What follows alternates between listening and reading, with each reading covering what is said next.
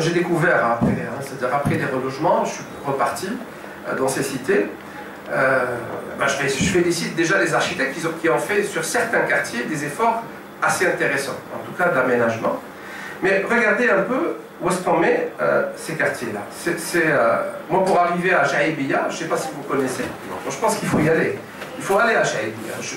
J'ai traversé une piste, hein, vraiment une piste, au milieu des champs et des plantations, une piste qui faisait, ma foi, je ne sais pas, 3-4 km, peut-être plus, pour arriver à ce quartier. Bon, il y a une rue maintenant, aujourd'hui, il y a une voie de contournement qui peut-être faciliterait l'accès, elle n'est pas encore opérationnelle. Mais bon, quand vous arrivez sur un petit village avec une mosquée, avec un café et quelques commerces, qui est beaucoup plus vivante finalement que le nouveau quartier qui s'installe juste à côté. Ceci dit, ça offre un cadre, on va dire, assez agréable pour les gens qui étaient dans les bidonvilles. C'est clair que pour eux, c'est une progression intéressante. Mais ça reste des quartiers, et c'est ça ce qu'on appelle les nouveaux pôles urbains. D'autres pôles, c'est des Mohamed, c'était juste avant en fait. Et vous voyez un peu les champs qui entourent, si vous voulez, ce quartier, et qui font face à des quartiers carrément informels qui sont juste en face. Donc c'est vrai qu'on ramène un peu de la qualité, mais d'un autre côté, les gens qui y habitent ont des difficultés à aller vers le centre. Je continue, ça c'est les nouveaux quartiers qui sont sur Alger. Hein. Et là aussi, d'autres problèmes. Vous avez par exemple ici, c'est à Bir Touta, vous avez l'axe, j'ai pas de photo, mais l'axe principal, où il y a les arbres plantés, style de l'époque française, on va dire. C'est l'avenue avec les arbres, avec les commerces, etc. Les R+1, R+2. Donc vous avez une certaine structure, et puis paf, vous avez les cités qui sont juste en face, avec pompeusement appelé boulevard, avec une grande rue qui est vide au fait, qui n'est pas un boulevard, qui est autre chose, et qui donne accès juste mécanique à ces cités. Alors les gens qui habitent au fond, bien sûr, ils sont marginalisés quelque part, ils sont pénalisés malgré qu'ils habitent là. C'est quand même un site assez urbain. Et je continue, hein, c'est-à-dire qu'il y a des exemples comme ça.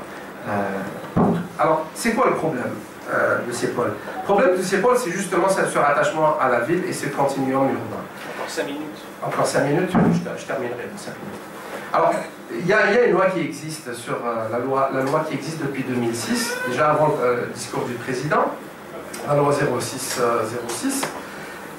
Et dans les principes généraux de cette loi, on peut lire les concepts comme concertation, coordination, déconcentration, décentralisation, gestion de proximité, développement humain. Vous vous rappelez tout à l'heure, c'était plus le développement humain qui était visé, le développement durable, la bonne gouvernance, etc. Et je passe. Donc la politique de la ville, conçue comme un ensemble pluridisciplinaire, plurisectoriel, multilatéral, vise à réaliser le développement durable. Aujourd'hui, on se demande où est-ce qu'on est par rapport à tout cela. Les espaces publics, bon, j'ai pas le temps, mais avec le passage du tramway, c'est une chance, hein, finalement, le tramway, pour faire de l'espace public. Et avec ça, on n'a pas vraiment réussi à faire des choses intéressantes. Alors, on est incapable de faire des trottoirs. Ça, c'est typiquement dans nos cités. Donc, on n'a pas de trottoir continu. Il faut toujours monter des marches. Et ça, c'est pas normal. C'est toujours des études de réadaptation. On met les mêmes types de bâtiments dans des sites qui soient en pente ou en plat. Et on n'arrive pas à structurer l'espace urbain.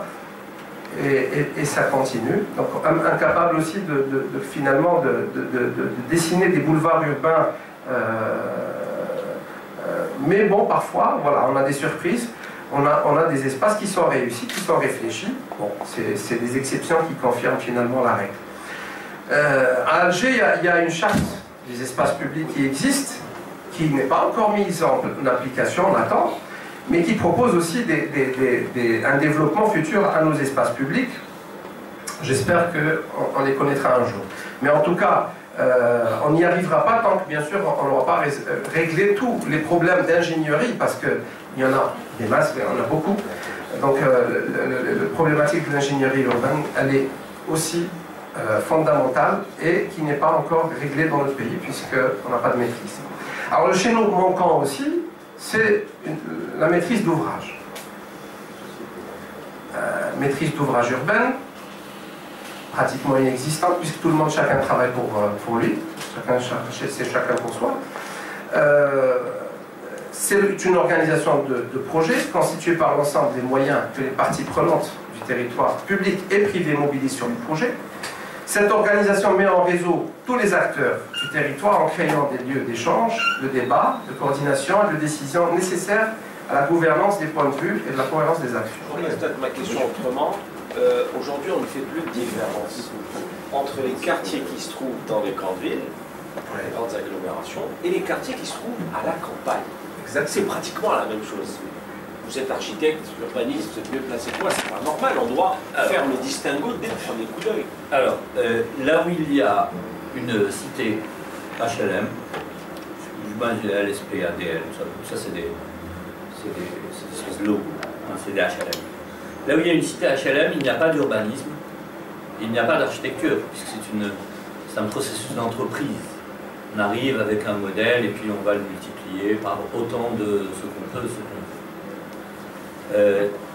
la question de la ville, ce n'est pas une question algérienne, hein. Il faut qu'on se remette dans un contexte mondial. Rien qu'en Afrique, vous avez aujourd'hui 800 millions de personnes qui sont sur les routes dans les 10 ans, qui fuient la misère des campagnes, qui sont en train de se diriger vers les villes en pensant y trouver là-bas un statut.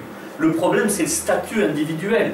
Quand on me débarque en périphérie d'une ville et qu'on me met dans une HLM, ou que j'habite dans un bidonville, ou que je survis comme je peux, où est-ce que je paye mes impôts? Qui je suis? Est-ce que je suis un urbain? Est-ce que je suis un rural? Je suis finalement ni l'un ni l'autre, puisque je ne suis plus le rural avec le bon sens, sa terre, son travail, il se lève au champ du coq, etc. Non, je rentre dans une logique où même ces lieux qu'on est en train de créer, qui sont ni urbains ni ruraux, sont des lieux informels. Ils sont officiellement informels. C'est une espèce d'anachronisme, une espèce d'opposition.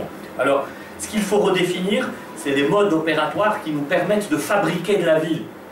La ville, elle se fabrique petit à petit. Je vais vous donner un exemple. Moi, je suis un enfant d'Elbiar. Elbiar, c'était un village qui était, j'allais dire, aux abords d'Alger. Pour aller à Benaknoun, on passait par Jnad-Mengana et on passait pratiquement par la campagne pour aller d'Elbiar à Benaknoun. Aujourd'hui, eh ben, la connexion, elle s'est faite. Mais on a créé des centres et à Elbiar, il y avait ce que je disais tout à l'heure.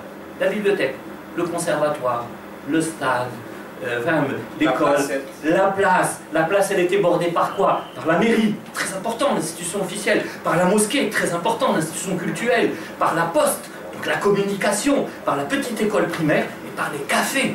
Donc c'était véritablement le lieu de l'harmonie. Je jouais au vélo quand j'étais petit. Et aujourd'hui, vous ne pouvez plus emmener votre enfant jouer. On va au parking du stade du 5 juillet. Ça veut dire que les 70% n'ont pas été assurés. C'est sur ces 70% qu'il faut retravailler. Donc il faut retravailler sur l'équation ville.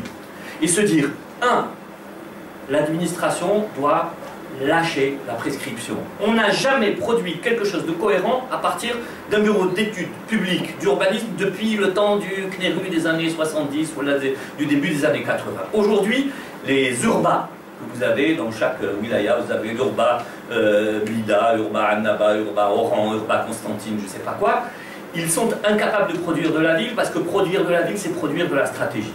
Il faut de la culture, il faut avoir voyagé. Il faut de l'expérience. Je ne comprends pas qu'on ne fasse pas appel à toute cette expérience de nos architectes, nos ingénieurs, nos urbanistes, nos planificateurs, qui aujourd'hui ont 55, 60, 65, 70 ans, qui sont de véritables puits de savoir et qui ont la mémoire. Si nous perdons la mémoire, nous allons penser que nous pouvons réinventer le monde. Le monde, il ne faut pas le réinventer.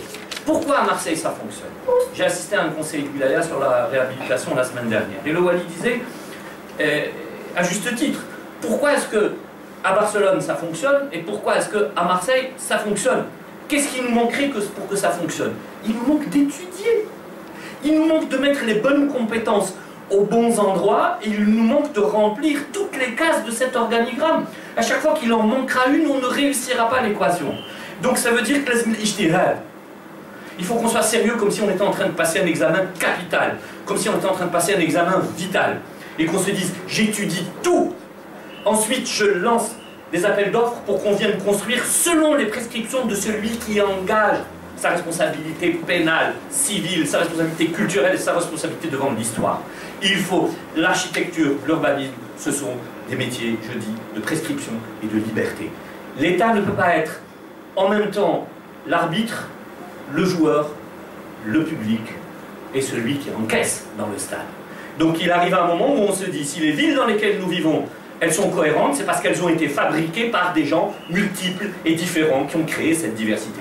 Nous devons revenir à ça. Et si encore une fois on continue à ne pas faire appel à l'expérience, en pensant, comme je l'ai entendu, qu'on va prendre des jeunes architectes, on va les fournir au wilaya, et puis peut-être qu'on va amener des étrangers pour les former dans l'urgence, et bien ça ne fonctionne pas, parce que la zone ne gêne pas.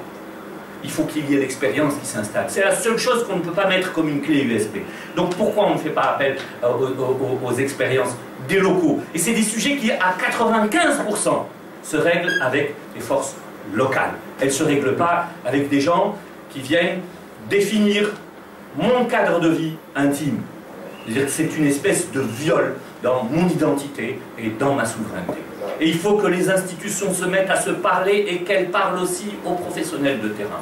L'État, l'administration doit se retirer de la prescription et de recouvrer son rôle de régulateur. J'ajoute une chose, s'il y a une chose qui est très importante et qu'on a perdue, c'est que nous avions de magnifiques bureaux d'études techniques. Moi, je suis à la recherche d'un grand bureau public qui puisse me faire l'ingénierie, me calculer les charpentes, me calculer de l'électricité, me calculer... Je suis à la recherche de ça, et je ne le trouve pas. Avant, il existait.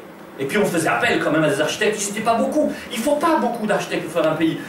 Au Maroc, il n'y a que 2 écoles d'architecture, qui sortent très très peu de gens. Et à l'époque, il y avait des grandes signatures qui venaient. On a eu Oscar Niemeyer qui a fait des belles choses, on a eu Kenzo Tanguay, on a eu des gens comme Roland Simounet, comme Fernand Pouillon, comme beaucoup de gens sont venus s'exercer dans ces territoires fantastiques qu'est l'Algérie. Ces territoires absolument fantastiques. Et aujourd'hui, on considère que non, un architecte vaut un autre architecte. Ce n'est pas vrai. Un architecte ne vaut pas un autre architecte. Il y en a un qui a 30 ans d'expérience, il y en a un qui a réalisé, l'autre qui n'a pas réalisé, l'autre qui débarque, l'autre qui a été mal formé, l'autre... Donc, c'est un métier de compétition, c'est pas un métier de commande. Il faut se mettre en compétition. Mais avant de mettre en compétition, il faut apprendre à poser des questions. C'est le rôle propre, aujourd'hui, des maîtres d'ouvrage publics. C'est de savoir dresser un cahier des charges. Aujourd'hui, ils sont néotypés. Nous sommes en train de faire des efforts. Il y a maintenant des cahiers des charges qui émanent du privé, qui sont en train d'arriver dans le public. Et peut-être ça les bouge. C'est pour ça que j'ai cet appel citoyen. Mais cet appel citoyen, il est envers ma profession également.